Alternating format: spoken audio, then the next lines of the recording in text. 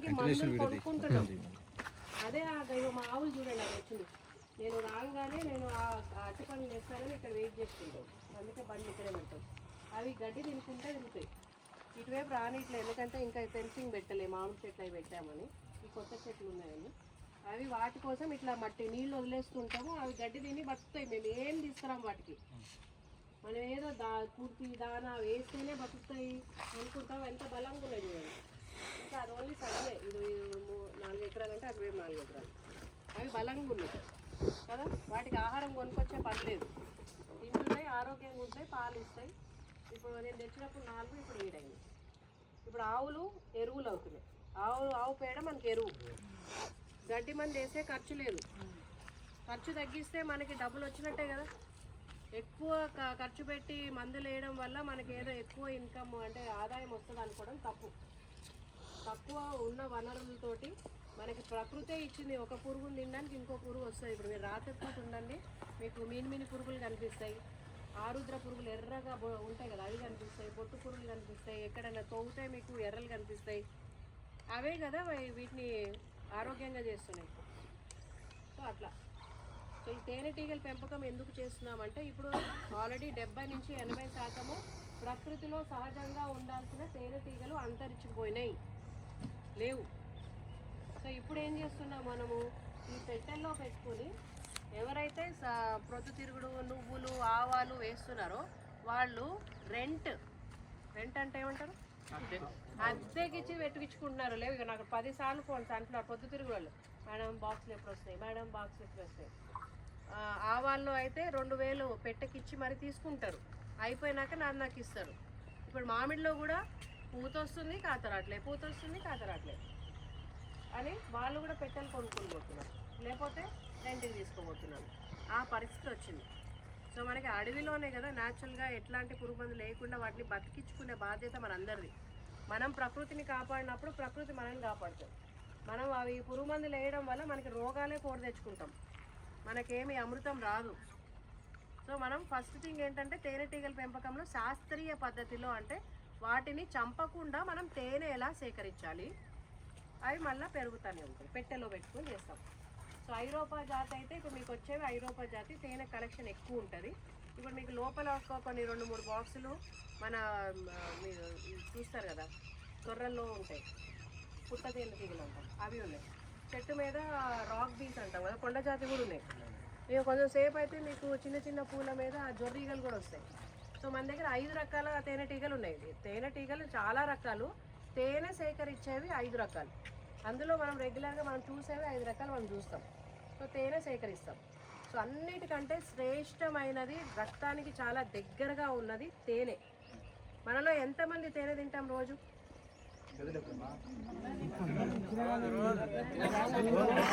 దొరికినప్పుడే తింటారు, కానీ అది రోజు తినాలని లేదు కదా. దొరికినప్పుడు ఎన్ని రోజులు వస్తుంది, ఒక నెల వస్తుంది, 2 నెలలు వస్తుంది. లేకపోతే ఎవరికైనా ఆరోగ్యం బాగోపోతే తింటారు.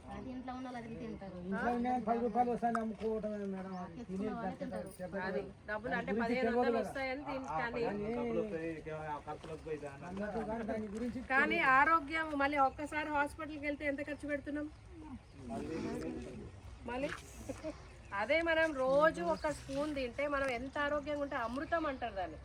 అమృతం మనం చూడలే కానీ దేవుడు మనకి తేనెనిచ్చాడు, మంచి ఆవు నెయ్యినిచ్చాడు. సో అవి మనం తిన్నప్పుడు మనం ఆరోగ్యంగా ఉంటాం. ఇప్పుడు మన పిల్లలు ఉన్నారు, ఇట్లానే పురుగు మందులు వేసేసి చంపితే మనం పురుగు మందుల్లో తింటే వాళ్ళకి ఏం ఆరోగ్యం ఉంటుంది, మళ్ళీ హాస్పిటల్కి పెట్టాలి. అదేదో మనమే మంచి ఆహారం తినొచ్చు కదా. మనం పండించుకున్నవి మన దగ్గర ఉన్న వనరులతోటి మనము పండించుకుని మనం తిన్నాక మనం అమ్ముకోవాలి, ఆహార భద్రత. అండ్ మనం పెట్టిన ప్రతి పంటకి కూడా దిగుబడి 70 నుంచి 80% పల్లీలు వేశారు, ఆముదాలు వేశారు, అట్లనే నువ్వులు వేయచ్చు, ప్రొద్దుతిరుగుడు వేయచ్చు. ఆ విత్తనాలు ఇస్తారు మీకు. కొంచెం ఆ కోతులు అవన్నీ అంటే మనమే యూత్ ఉన్నారు కదా, కొంచెం ఆలోచించి వాటికి నెట్స్ కట్టుకోవడము అట్లా చేద్దాం. వాటికి పరిష్కారం ఆలోచిద్దాం ఫస్ట్. ఎందుకంటే ఒకదాన్ని మనము చంపుతుంటే వేరేవి పెరుగుతున్నాయి. అదే మనకి అడవిలోనే పండ్ల చెట్లు ఉంటాయి, కోతులు మనకు లోపలికి ఎందుకు వస్తాయి? అవన్నీ నరికి పడేసినారు కదా అంతా. ఇప్పుడు కొత్తవన్నీ కూడా బ్యాంబూ అంటే వాటి బ్యాంబూ చెట్లు పెడతారు, ఎదురు చెట్లు పెడుతున్నారు. వాటిలో ఏమొస్తుంది అంటే టెంపరేచర్ తగ్గుతుంది, కానీ వాటికి సమతుల్యంగా ఒక 30% వాళ్ళకి ఉండాల్సినంత ఉంటే అవి మన దగ్గరికి రావు, వాటిని మనని హాని చేయవు. మనం కూడా ఆరోగ్యంగా ఉంటాం, మన పంటలు కూడా సురక్షంగా ఉంటాయి. సో ఇవాళ మనము తేనెటీగలు పెంపు 5 సంవత్సరాల క్రితం కూడా తేనెటీగలు బతకవు అంటే నేను స్వయంగా నా కారులో అరకు నుంచి ఆదిలాబాద్ దాకా ప్రతి డిస్ట్రిక్ట్ తిరిగి ఎక్కడ ఏం పంటలు ఉంటాయి, ఎక్కడ పెట్టెలు పెడితే ఒక బాక్స్ నుంచి ఎంత తేనె వస్తుంది, ఎక్కడ పురుగు మందులు కొట్టకుండా ఉన్నారు, ఎక్కడ కొడితే ఏం చేయాలి, ఇవన్నీ కూడా చాలా వరకు అనుభవం తెచ్చుకొని దాన్ని ఇప్పుడు మనం ట్రైనింగ్స్ ఇస్తున్నాం. వాటి ముందు కాపాడుకోవడము, దాని తర్వాత తేనె తీయడము. అట్లానే కొత్తగా యూత్ ఉంటారు కదా, ఇప్పుడే చదువుకున్న వాళ్ళు, ఏదైనా బిజినెస్ చేసుకోవాలి అనుకున్న వాళ్ళు ఈ తేనెతో పాటు ఇంకా 6 రకాల బై ప్రోడక్ట్స్ అంటాం. తేనెలో అల్లం వేస్తాం, తేనెలో వెల్లుల్లి వేస్తాం, తేనెలో ఉసిరికాయలు వేస్తాం, తేనెలో ఇప్పుడు మీరు ఎదురు వేయచ్చు. అట్లా ఎన్నో రకాలు తేనెలు. అట్లానే పుప్పొడి కలెక్ట్ చేయొచ్చు. అట్లానే మనము తేనె నుంచి బిస్కెట్లు చేయడం, చాక్లెట్లు చేయడం కూడా చేస్తాం. అంటే దానికి బ్రాండింగ్, ప్యాకింగ్ మీరు ప్లాస్టిక్ బాటిల్లో పోసి అమ్ముతారు. అదే మనకైతే ఒక బాటిల్ ఉంటుంది, దానికి ఒక పేరు ఉంటుంది, దానికి ఒక రిజిస్ట్రేషన్ ఉంటుంది. దానికి అవన్నీ కూడా మన రామచంద్ర సార్ చూస్తారు. దానికి రిజిస్ట్రేషన్ ఎట్లా చేసుకోవాలా, కంపెనీ ఎట్లా పెట్టుకోవాలా. ఇప్పుడు రైతులకి ఇంకా మనకి సబ్సిడీల్లో కూడా వస్తాయి. ఇప్పుడు అంటే మనకి సార్ వాళ్ళు ఫ్రీగా ట్రైనింగ్ ఇచ్చి ఫ్రీగా బాక్సులు ఇస్తున్నారు. అదే ఇంకా ముందుకు తీసుకెళ్ళాలి, 100 బాక్సుల నుంచి 200 చేసుకోవాలి, 300 చేసుకోవాలి, 400 చేసుకోవాలి అన్నప్పుడు ప్రభుత్వం నుంచి రాయితీలు కూడా ఉంటాయి. అవన్నీ కూడా మనం సార్ నుంచి తెలుసుకోవచ్చు. ఇప్పుడు మనం వచ్చిన తర్వాతనే వాళ్ళకి MIDH అంటే వీటిలో 40% రాయితీలు అనేది స్టార్ట్ అయినాయి. అట్లానే ర్యాడ్ ప్రోగ్రాంలో ఇప్పుడు ఆదిలాబాద్లోనే ఇప్పుడు బాక్సులు దిగుతున్నాయి. మొన్న శ్రీశైలము దగ్గర కూడా మనకి 2-3 చోట్ల ఒక మనిషికి 2 ఫ్రీ బాక్సులు కూడా ఇచ్చారు, కూరగాయలు పండించే వాళ్ళకి. సో అవన్నీ కూడా మనం వచ్చిన తర్వాతనే వాళ్ళకి తేనెటీగలు లేకపోతే వాళ్ళకి కూరగాయలు పండుతలేవు, పూత నిలుస్తలేదు, ఇట్లా రెంటల్ పర్పస్లో కొనుక్కోవాల్సి వస్తుంది అంటే అట్లాంటి వాళ్ళందరూ సేకరించి వాళ్ళందరికీ 2 బాక్సులు ఇస్తున్నారు. మొత్తం 10,000 బాక్సులు, 15,000 అంటే ఒక్కొక్కసారి 7 బాక్సులు 3 విడతలుగా అంటే 21,000 బాక్సులు మన తెలంగాణలో దిగుతున్నాయి. సో 5 సంవత్సరాలు మనం చేసిన ఒక స్టెప్. సో అది ఇంకా ముందుకు తీసుకెళ్ళాలి. ప్రతి ఒక్కళ్ళు కూడా ఇంతకుముందు కమిషనర్ సార్ ప్రతి ఒక్కళ్ళు కూడా ఒక ఫ్యామిలీ, ఒక కుటుంబం 1 కిలో తేనెన్నా తినాలి. ఎందుకంటే మనం తినే రసాయనము ఏవైతే ఆహారం ఉంటుందో దాన్ని క్లీన్ చేయాలి అని అంటే మనం మంచి ఆహారం కూడా తీసుకోవాలి. అందులో మొదటి తేనె, తర్వాత నెయ్యి, అల్లం రోజు తినాలి. సో తేనెలో అల్లం వేసుకున్నాం అనుకో, మిరియాలు వేసేసుకున్నాం అనుకోండి, 3 కలిపి తిన్నట్టే. సో అవన్నీ మనం తింటే మనం ఆరోగ్యంగా ఉంటాం, మన పిల్లలు కూడా ఆరోగ్యంగా ఉంటారు. సో ఇప్పుడు మీకు ఇక్కడ అసలు తేనె అంటే మనం ఉట్టిగా చెట్లలో దులిపేసి పిండేస్తే ఏమవుతుంది, దాంట్లో గుడ్డు లార్వా కూడా చచ్చిపోతాయి,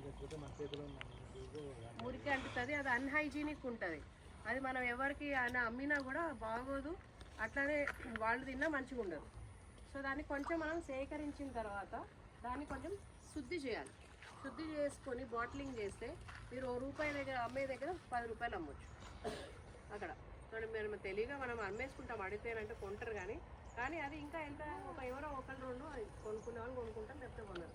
కానీ దాన్ని ఒక కమర్షియల్గా చేయాలి, మళ్ళీ ఎగుమతి చేయాలి, ఇంకా ఎక్కువ మందికి అమ్మాలి అనుకున్నప్పుడు దానికి ఒక ప్రాపర్గా ప్రాసెస్ ఉంటుంది. దాన్ని ప్రాపర్గా శుద్ధి చేయాలి, బాటిలింగ్ చేయాలి. అంటే ఇదంతా ఎయిర్ టైట్, లోపలికి గాలి కూడా రాదు. కొంచెము పని ఉంది, ఒక వారం రోజులు పని రెగ్యులర్గా కుదరదు కాబట్టి అది అయిపోయిందంటే లోపలికి గాలి కూడా రాదు. సో అంతా క్లీన్గా ఉండాలి. మనం తేనె తీసి దాంట్లో శుద్ధి చేసిన తర్వాత మళ్ళీ వెంటనే బాటిలింగ్ అయిపోవాలి, ప్యాకింగ్ అయిపోవాలి, దానిపైన కూడా సీలింగ్ అయిపోవాలి. సో అవన్నీ కూడా మెషిన్స్ ఉంటాయి. సో అట్లా ఎక్కడ కూడా మనం చేతులు దానికి కట్ చేయడము అంటే దాంట్లో పరిశుభ్రంగా ఉండాలి. లోపల కూడా పొలెన్ కౌంట్ అంటాం, అంటే దాంట్లో పుప్పొడి శాతం ఎంత ఉండాలి, ఎంత వేడితోటే దాన్ని వేడి చేయాలి, అంతకంటే ఎక్కువ చేస్తే దాంట్లో విషం అయిపోతుంది. తేనె ఎప్పుడైనా వేడి చేయకూడదు. అందుకే దాన్ని 30 నుంచి 40% వేడిలోనే మనం తక్కువ చేయాలి. అట్లనే దాంట్లో 4 లేయర్స్ ఫిల్టరింగ్ ఉంటుంది, అంటే శుద్ధి చేయడానికి. చిన్న పార్టికల్స్ చెత్త చెదారం కూడా అంతా పోయినాక మనకి మంచి తేనె వస్తుంది. దాన్ని ఎక్కడ టెస్ట్ చేసినా పాస్ అవుతుంది. ఎగ్జాంపుల్ ఏంటంటే మీరు రైస్ బియ్యం వేస్తాం కదండి, మిల్లులో ఒకసారి ఓట్లు వస్తే అది మనకి డైరెక్ట్ బియ్యం వస్తుంది. ఆ విధంగా అంటే కొన్ని గడ్డి ఒక సైడ్కు, రాళ్ళు ఒక సైడ్కు, చిన్న ఇసుక ఒక సైడ్కు, అంటే అట్లా ఫిల్టర్ లాగా సేమ్ వచ్చేసి మనకు స్వచ్ఛమైన తేనె లాస్ట్ వస్తుంది. ఒక్కసారి మీరు మషిన్స్ చూడండి, చూసిన తర్వాత మనం అక్కడికి వెళ్ళి లోపలికి అక్కడ బాక్సులు చూపిస్తుంది ఎట్లా ఉంటాయి అనేది, ఇక్కడ మిషన్లు చూపిస్తుంది. అందరు నిదానంగా రండి, అందరూ చూద్దరు ఒక్కొక్కసారి. 20 మెంబర్స్ అందరూ